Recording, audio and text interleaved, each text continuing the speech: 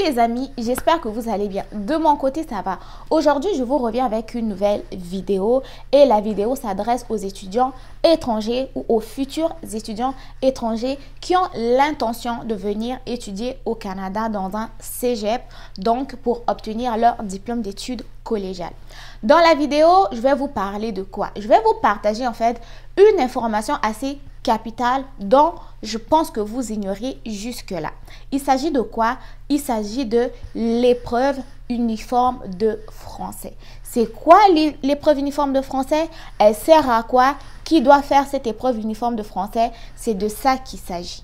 Mais avant d'aborder directement le sujet, je vous invite à vous abonner sur la chaîne si vous êtes nouveau, à activer la cloche de notification, à liker la vidéo, à partager la vidéo à vos amis dans vos différents groupes si vous pensez que la vidéo peut être utile à vos amis, ou sinon laissez-moi un commentaire sous la vidéo pour me partager votre appréciation, ou simplement si vous voulez que je puisse aborder encore certains sujets qui vous en fait répondre à certaines préoccupations par rapport à l'épreuve uniforme de français quoi. Bon, ceci étant dit, on va maintenant commencer. C'est quoi l'épreuve uniforme de français? L'épreuve uniforme de français là, c'est je vais le lire sur le site lui-même. C'est une dissertation critique de 900 mots à partir des tests littéraires que vous devez faire dans un délai de 4h30. Ok? Donc, une dissertation de 900 mots que vous devez faire en 4h30.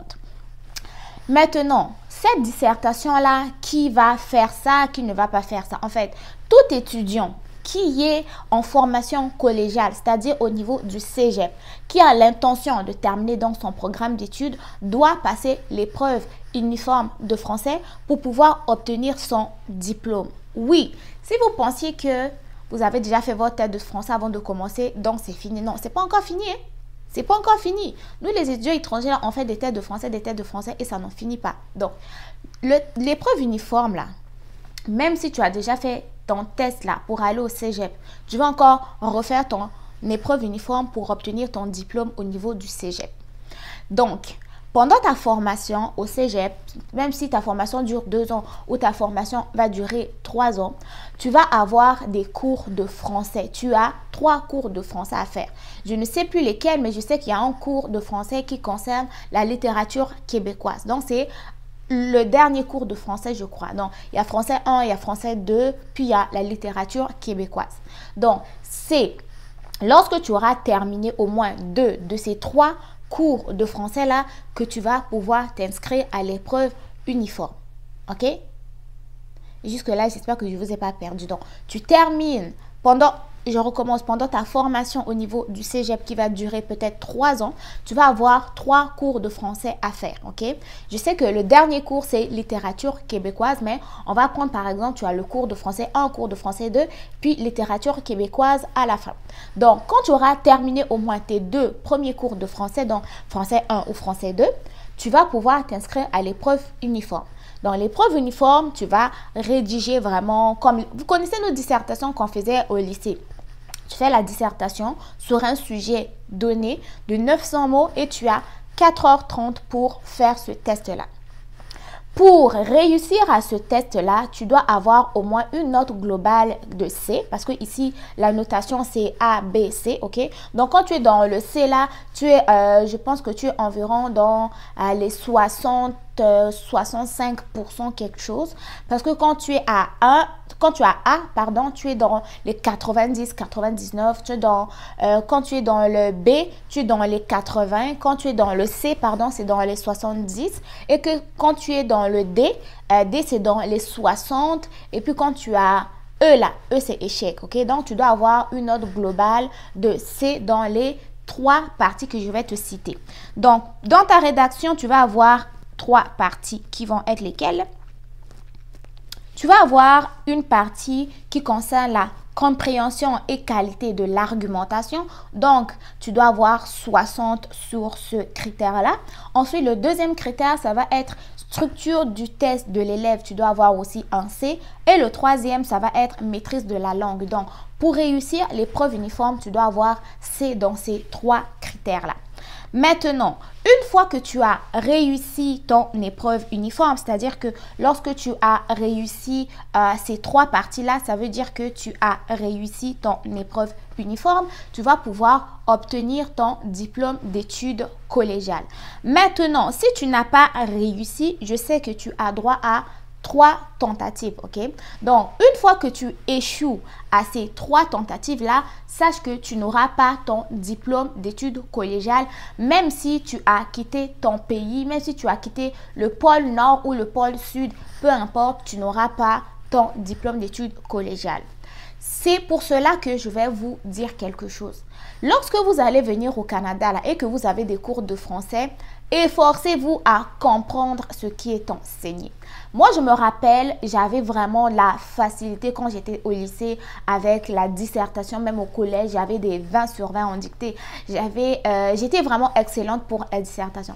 Mais quand je suis arrivée au Québec et puis que j'avais des cours de français, je m'efforçais moins, ok? Je m'efforçais moins, je devais faire le cours pour le faire parce que je pensais qu'il fallait que je valide mon cours de français pour pouvoir avoir mon diplôme. Mais ça, c'était avant que je sache qu'il y allait avoir l'épreuve uniforme de français après. Mais quand j'ai su que l'épreuve uniforme de français, le fait d'échouer à cette épreuve uniforme de français-là pouvait m'empêcher d'avoir mon diplôme d'études en soins, là, je me suis grouillée à rattraper tous les cours que j'avais sautés. Je lisais maintenant les romans, je faisais mes résumés, je m'appliquais. Donc, un petit conseil, quand tu vas venir commencer ton programme d'études collégiales, efforce-toi dans tes cours de français, applique-toi comme on dit ici, parce que l'épreuve uniforme, c'est la finalité, ok? Même si tu es en comptabilité, même si tu es en tourisme, même si tu es en, je sais pas, en marketing, tu es en soins infirmiers, tu es, je sais pas dans quelle technique encore, dans santé animale, peu importe, sache que l'épreuve uniforme de français là peut t'empêcher d'avoir ton diplôme, ok? Même si tu as validé tous tes cours, l'épreuve uniforme de français, c'est comme la finale. Maintenant, sache que pour aller à l'université aussi, en faisant l'admission avec ton DEC, il faut que tu aies satisfait à l'épreuve uniforme de français. Pourquoi? Parce que c'est au niveau de l'admission universitaire, le français aussi, ça compte. Donc, si tu n'as pas encore eu ton test uniforme de français et que tu as fait une admission avec ton DEC, non, tu as fait une admission à l'université, oui, parce que à l'université, on peut faire l'admission pendant qu'on n'a pas encore terminé notre DEC. Par exemple, quand tu es à la 3e année de ton DEC, tu peux déjà faire une admission à l'université. Là, si ton relevé de notes est excellent, ils peuvent te donner une admission, mais ça va être une admission conditionnelle, comme les admissions que vous avez quand vous admettez au cégep là. Lorsque vous faites vos admissions pour le cégep et que vous n'avez pas encore soumis vos tests de français, au niveau de l'université aussi, ils vont vous donner une admission conditionnelle à la réussite de l'épreuve uniforme. Donc, appliquez-vous. C'est pas compliqué. Les dissertations, vous les avez fait, surtout les gens qui viennent avec des licences là. Vous avez fait les dissertations, même en 3e là, on faisait les dissertations. En seconde, en première, en terminale, on faisait les dissertations. Il y en a même pour qui en licence, ils ont encore fait des dissertations. Donc, ne soyez pas stressés en vous disant que est-ce que la même dissertation que je faisais au pays, c'est la même dissertation ici, c'est la même dissertation, c'est la même configuration. Il faut juste être moins stressé en vous disant que ah, si lui je ne le réussis pas, je n'aurai pas mon DEC et tout. Mettez-vous juste dans l'esprit dans lequel vous vous mettiez quand vous faisiez vos dissertations, par exemple en seconde ou en première. Ok, donc faites attention parce que si vous ne réussissez pas, vous ne pourrez pas avoir votre diplôme d'études collégiales. Maintenant, si la vidéo vous a plu, n'hésitez pas à me le dire dans les commentaires. N'oubliez pas de partager la vidéo aussi. Si vous avez des questions concernant l'épreuve uniforme, posez-la moi dans les commentaires. Et pour résumer, c'est vraiment pour les gens qui sont en formation collégiale. Donc, c'est conditionnel à l'obtention de leur DEC. Donc, tu réussis d'abord l'épreuve uniforme de français pour obtenir ton DEC. Et tu peux le passer donc vers la fin de ta formation.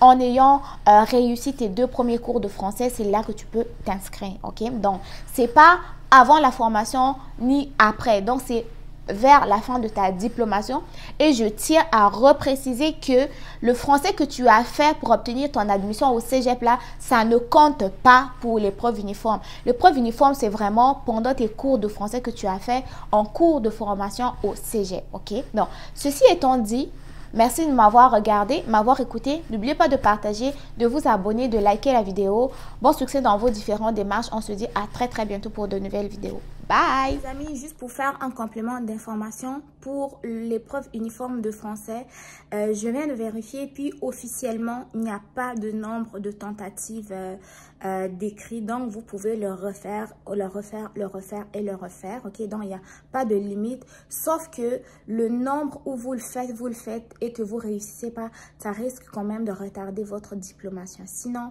c'est cette précision-là que je voulais emmener. Je me suis, j'ai confondu avec un autre examen où on peut le passer juste 3 fois. Donc, pour l'épreuve uniforme de français, il n'y a pas de nombre maximum pour refaire. Donc, voilà.